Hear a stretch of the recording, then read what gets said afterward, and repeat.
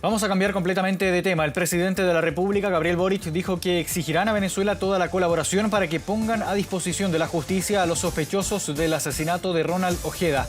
Además, desde el gobierno aseguraron que van a exigir al régimen de Maduro la extradición de los involucrados en el crimen del ex militar en territorio chileno. Mientras tanto, el diputado socialista Daniel Manucheri propuso prohibir el ingreso de venezolanos al país por 24 meses. Es harto lo que ha surgido durante estas últimas jornadas, en este último día también respecto al caso del militar Ronald Ojeda. Para hablar precisamente sobre este tema estamos ya en contacto con el senador del Partido Socialista, ex canciller y también presidente de la Comisión de Relaciones Exteriores del Senado, José Miguel Insulza. Senador, ¿cómo está? Buenas tardes, gracias por acompañarnos. Muchas gracias, Marco, que esté bien. Me gusta saludarlo. ¿Cómo le va? Igualmente, senador, muy bien por acá. Primero quisiera consultarle por las palabras recientes del principal dirigente opositor venezolano, Juan Guaidó, que estuvo hace algunos minutos aquí en Canal 24 Horas conversando con Valentina Reyes, y dice lo siguiente: no debemos descartar la participación directa de Nicolás Maduro. ¿Qué le parecen esas declaraciones, senador? Mire, cuando se cometen, voy a ponerme en la hipótesis de que todo lo que se dice sea cierto, ¿no? Cuando una persona, cuando un gobierno o algún país, del sector público, algún país comete algún delito, generalmente lo hace sin conocimiento del presidente, de su jefe de Estado.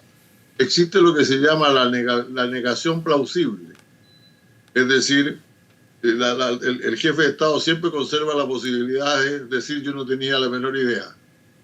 Eso es una práctica, ese es un concepto que es muy usado en la inteligencia militar y esas cosas que hacen que el jefe de Estado generalmente está en el frente de eso. Por lo tanto, me parece muy poco posible. Yo creo que es claro, me parece a mí que es razonable, es decir, que existen las fundadas sospechas para pensar que lo que dijo es exactamente lo que dijo el fiscal. Es decir, que este delito puede haber tenido origen en Venezuela. No demuestra aún que haya sido obra de funcionarios públicos venezolanos, ni siquiera, ni tampoco de parte del gobierno. Por lo tanto, tenemos que esperar qué dice la investigación.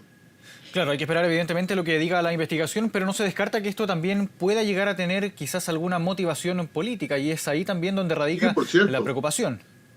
No, mire, yo soy de aquellos que al principio creía que esto era un delito como bastante frecuente, desgraciadamente, en las comunidades de exiliados en Chile, y no le asignaba motivos políticos, pero han ido ocurriendo cosas en los últimos 2 meses que me han hecho cambiar de opinión. Yo creo que sí puede tener una motivación política y es importante investigarla, lo cual no significa que sea un asunto que atribuirle al gobierno mismo y mucho menos al presidente de Venezuela. ¿Y cuáles son estos hechos, perdón, senador, que le han hecho cambiar de opinión?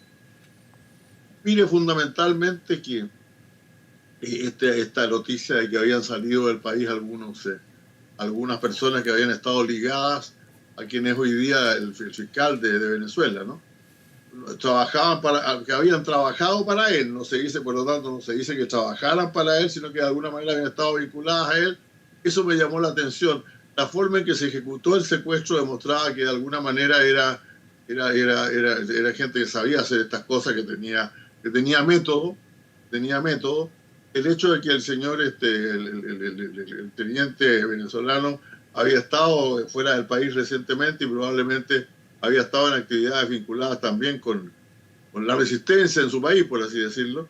Pero esas cosas me hicieron pensar que realmente esto podría tener un origen allá.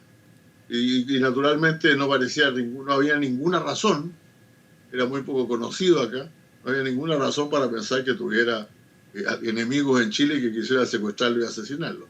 Y por lo demás, la forma esmerada en que esto fue hecho, y el hecho de que se haya encontrado tan pronto el cadáver, muestra que quienes lo hicieron querían que se supiera que lo habían matado. No querían ocultar el crimen, por el contrario, querían mostrar el crimen. Lo cual puede significar una advertencia para otros grupos también. Claro, ahora, senador, esta situación, junto a otras también que han ocurrido durante estas últimas semanas, han elevado la tensión diplomática entre ambos países, entre Chile y entre Venezuela. Uno de ellos, por ejemplo, la negación por parte de un funcionario de gobierno de Venezuela de la existencia del llamado Tren de Aragua. Algo que también llama la atención durante la última publicación que hizo el fiscal general de Venezuela. Indica, hay un matiz ahí, no dice que no existe el Tren de Aragua, sino que dice que es una organización criminal que fue efectivamente desbaratada a fines del año pasado pasado según sus palabras.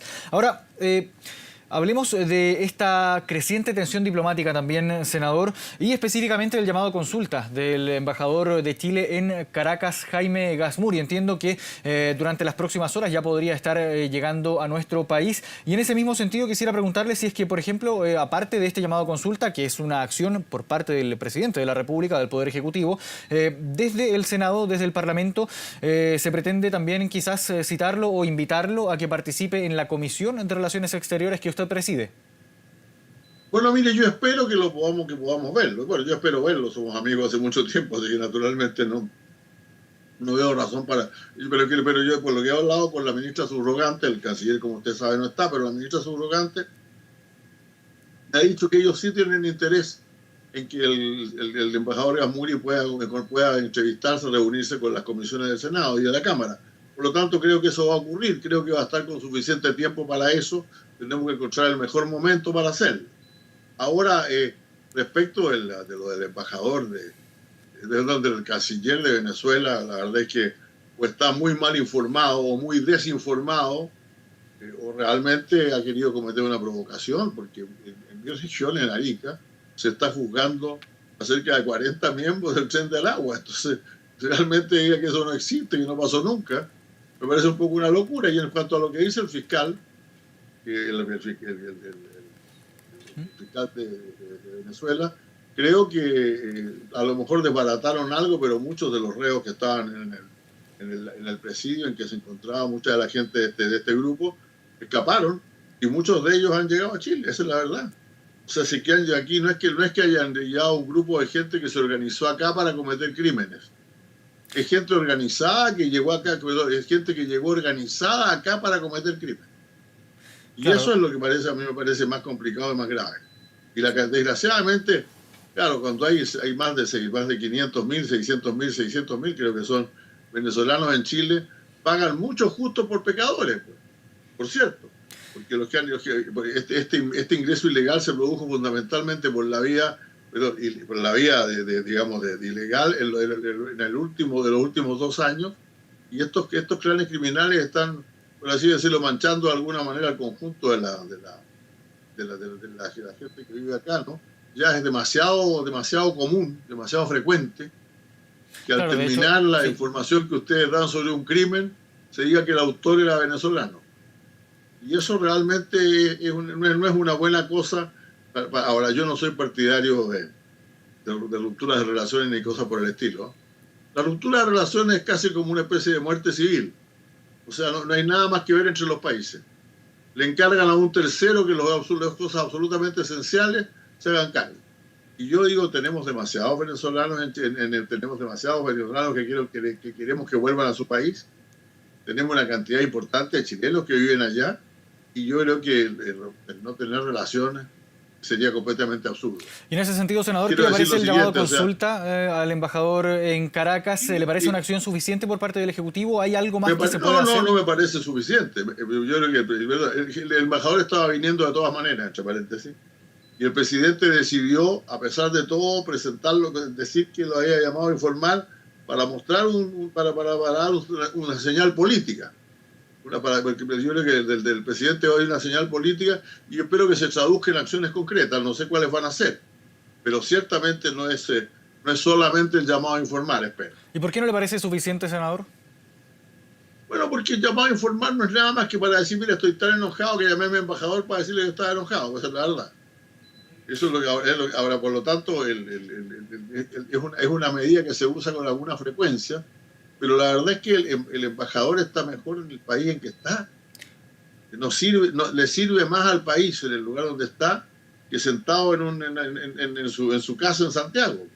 Claro, pero en este Entonces, sentido, los senador, llamados a informar deberían ser no muy largos. Yo creo que el de Jaime va a ser un poquito más largo, pero no creo que deberían ser demasiado largos, y la gente estar cumpliendo su función en Venezuela. También pasa lo mismo con el embajador en Israel, que lleva demasiado tiempo acá, y también sería bueno que se devolviera allá, ¿no? Claro, senador, pero en este sentido usted habla de que no es suficiente este llamado a consulta del embajador de Chile en Caracas, pero por otra parte también dice que una medida como la ruptura de relaciones diplomáticas sería una especie de muerte cívica, lo mencionaba usted, senador. Claro, En ese no sirve sentido, para nada. en este rango, ¿qué es lo que se podría hacer o qué debería hacer en este caso el Ejecutivo, considerando que usted también tiene amplia experiencia en estas materias, desde el Ejecutivo también haber sido canciller? Lo único que significa la ruptura diplomática, la ruptura de relaciones, es que usted desde fuera, desde su propio país, está diciendo cosas duras en contra del otro país. Ahora, eso no es una práctica, por ejemplo, Estados Unidos, que yo sepa, no rompe relaciones diplomáticas, salvo casos muy especiales.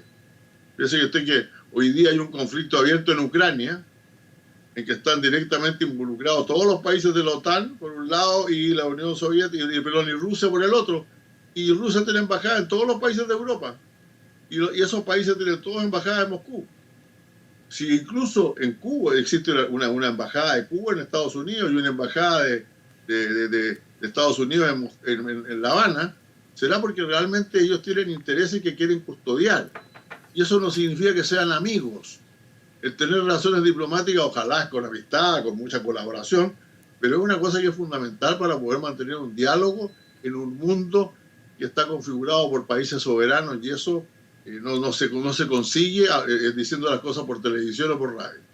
Hablemos también, senador, de la propuesta que propuso, valga la redundancia, el diputado Daniel Manouchieri, que es también parte de su partido, del Partido Socialista. Él habla de tres propuestas que plantea para intentar resolver de alguna forma esta situación. Por una parte, usted ya lo descartaba, esta ruptura de relaciones diplomáticas, pero habla también, por ejemplo, de la prohibición de ingreso para venezolanos tanto regulares como irregulares por un plazo de 24 meses y también la restricción del envío de dinero desde y hacia Venezuela. ¿Qué le parecen estas propuestas? Yo no sé cómo se prohíbe el ingreso ilegal. Si el ingreso ilegal es ilegal, porque evidentemente está prohibido. Por lo tanto, no sé cómo lo va a prohibir Daniel. O sea, va a pedir por favor que no entren ilegalmente los que están entrando ilegalmente. No, la medida aquí es custodiar mucho mejor la frontera. Lo cual, dicho sea de paso, no es tan fácil en un país que tiene tanta frontera, ¿no? Yo he dicho varias veces en los últimos días que usted en Chile cruza la frontera, o sea, Chile cruza la frontera y ya está en promedio a 90 kilómetros del mar. Entonces, este es uno de los países que tiene frontera más larga en relación a su tamaño. Y por lo tanto, la custodia de la frontera siempre va a ser difícil, siempre va a ser complicada, nunca va a ser perfecta.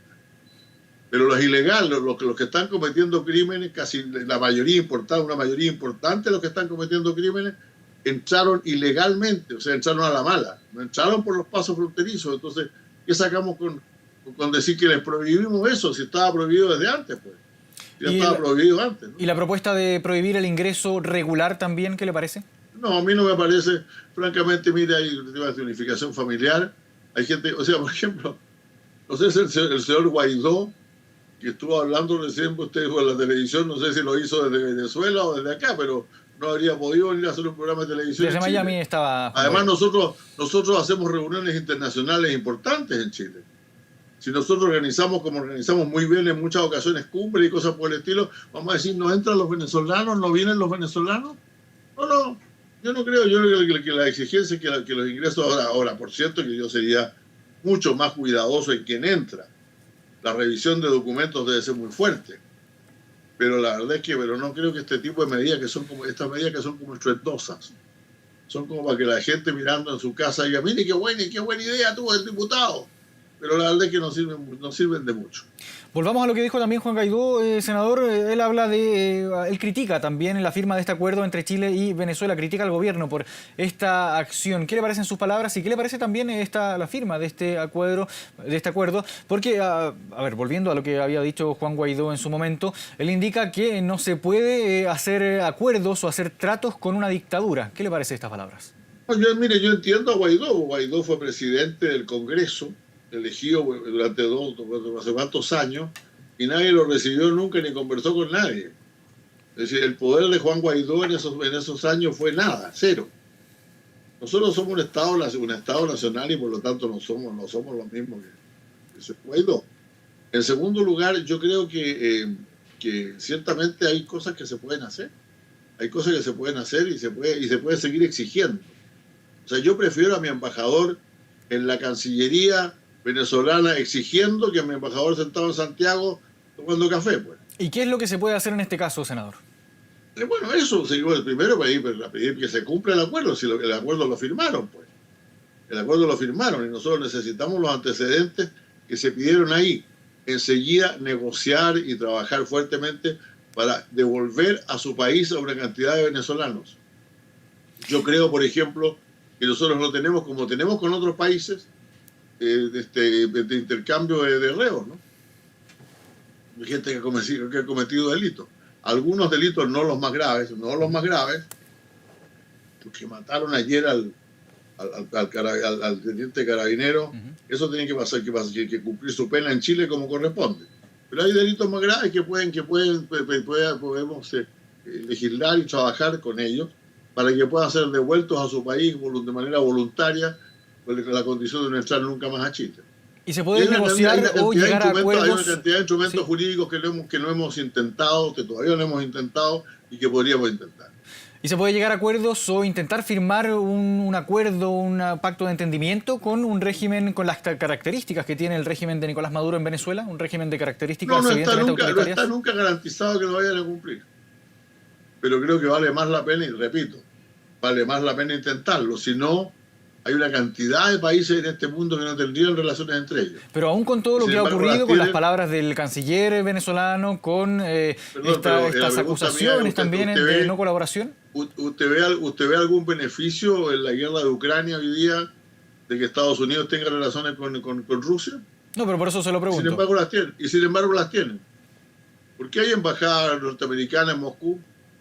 Sí, está claro que discrepan totalmente, pues. Lo hay porque tiene utilidad para Estados Unidos, para saber lo que está pasando desde el terreno, desde allá mismo. Y para poder ir al ministerio respectivo a decir esto hay que hacerlo y esto lo queremos hacer nosotros. A veces resulta y a veces no. Pero tirar las relaciones por la borda y dejar indefensos a una cantidad de chilenos que viven en Venezuela, a mí francamente no me parece razonable. ¿Qué más, senador, se puede hacer en este caso? Porque hemos visto que al menos durante esta jornada ya se conoció algún tipo de cambio por parte de las autoridades venezolanas, hablando de la publicación que hizo el fiscal general de Venezuela, hablando de su total disposición a la colaboración para combatir el crimen organizado transnacional. Sin embargo, es algo que en jornadas anteriores también uno puede ver que hay cambios de visión y cambios en el discurso también. ¿Cómo se puede, ¿cómo se puede llegar a una mesa de negociación así? Supongo que le habrán pasado el Economist y otra cantidad de publicaciones internacionales que hablan del tren de Aragua y habrá aprendido el señor canciller, habrá entendido el señor canciller que parece que la organización criminal existe, pues. Y eso es importante. Ahora, ¿qué otra cosa se puede hacer? Bueno, seguir entregándole a ellos los antecedentes que correspondan y pidiendo que nos informen respecto de mucha gente que está en Chile. Mire, para nosotros es muy fundamental saber cuando alguna persona que entró a Chile ilegalmente venía con algunos delitos cometidos antes. Imaginemos que no lo podamos expulsar por las razones que sean. Pero lo mandan. El problema es que cuando cometen un delito en Chile, es primer delito en Chile, por lo tanto va a una cárcel donde hay primerizos. Y esos primerizos se encuentran con un delincuente habitual que ya está muy entrenado, por así decirlo. Y eso es una influencia pésima, grave. Por lo tanto, nosotros tenemos derecho a que nos digan de cada ciudadano venezolano que va preso, nos digan cuáles son los antecedentes que tienen sobre él en Venezuela.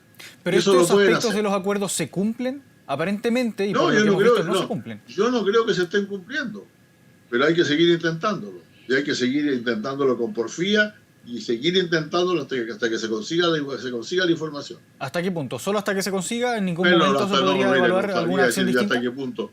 Pero le quiero reiterar, si usted se quiere dar por derrotado, váyase por derrotado y rompa por relaciones. Bien, senador... Como si eso fuera ayudar a algo, eso no ayuda a los chilenos que viven en Venezuela, ni ayuda tampoco a controlar el delito en Chile. Evidentemente, senador José Miguel Insulza, agradecemos esta conversación con Canal 24 Horas en esta jornada que ha sido bien acontecida con este mismo tema. Gracias, senador, por esta conversación con Canal 24 Horas. Que esté muy bien. Muchas gracias, muy buenas noches, que esté muy bien, gracias. Igualmente.